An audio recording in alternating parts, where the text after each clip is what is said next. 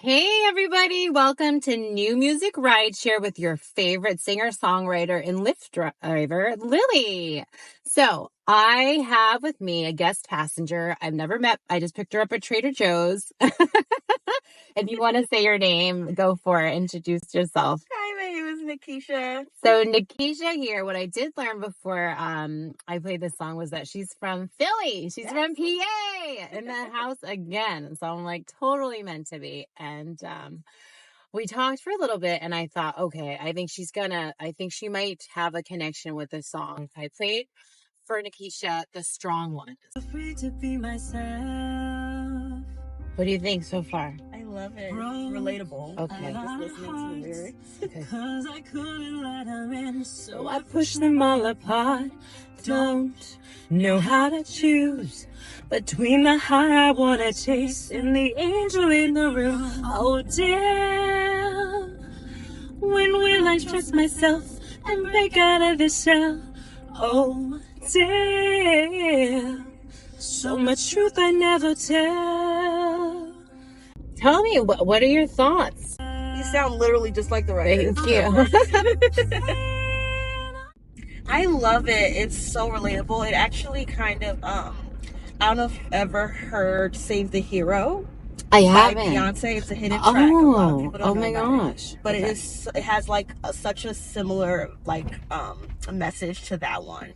Like constantly being the strong one. Like who's supposed to help me if I'm Which album is that on? It was on the I Am Sasha Fierce album. It was a hidden track. But if you get the album on Spotify or anything like that, it should be there. Should be there. Okay, gotta check that one out, guys. Literally, that's what came to mind when I was listening to it. And Beyonce's my favorite artist. Oh yeah, I love her too, Queen Bee.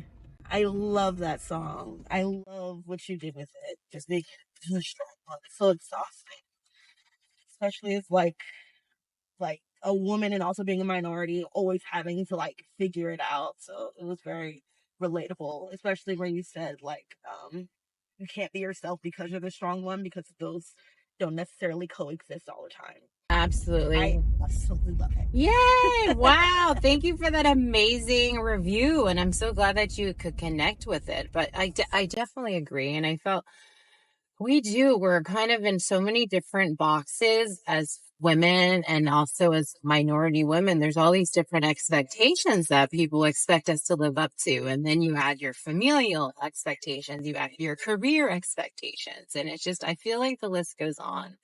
And I almost feel that as we have gained more ground as women, the amount of things we have to be experts at has become so much more. Yes. You know, like if you're a mother, you're also a mother that's working, and a working mother that has a career. Like there's just so many things. And we're expected now, as health and wellness has come into everyone's lives a lot more. It's also about youthfulness. Has always been such a huge pressure for women. So we're supposed to be completely super women, super career women, super moms, but also maintain a very pleasant and youthful appearance while we're doing it all. Yes.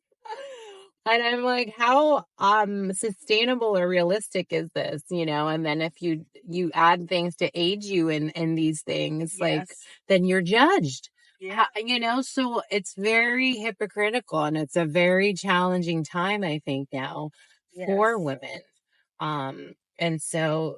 And then, for me, I had my own internal struggles and stuff. So there's just so many layers. And I think for a lot of us, there are, no one is one dimensional. Yeah. There is no monolithic woman. There is no monolithic anything. There's so many things that make us up. And the expectations are crazier and crazier. And I tell my mom that all the time.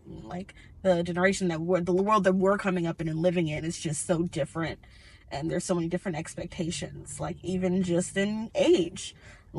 Me being in my 20s now is not my mom being in her 20s. I don't think there were this many 20-something billionaires around her. No, it's crazy. So whereas though now it just feels like I'm a failure. It's what am I doing? Why am I not a billionaire like these other 20-somethings? But I think all these kinds of things, I think everything stems from being societal and community issues, and they need to be talked about and discussed. Definitely. It's not placing, a lot of times when people don't have the answer to something, they just arbitrarily choose something to blame as a source, but it's really not that. It's all these issues that we deal with, like poverty, homelessness, mental health. They're community issues, you know. So I love the kind of discourse that I have in these, you know, my new music rideshare with all kinds of passengers from all walks of life, all parts of the country, all parts of the world, and all just sparking these conversations from the music, you know. Music is so powerful. Yes. Art saves lives. Right. By that. I love it. All right. Thank you so much. Thank you. I'm so happy I got to see it. Hey.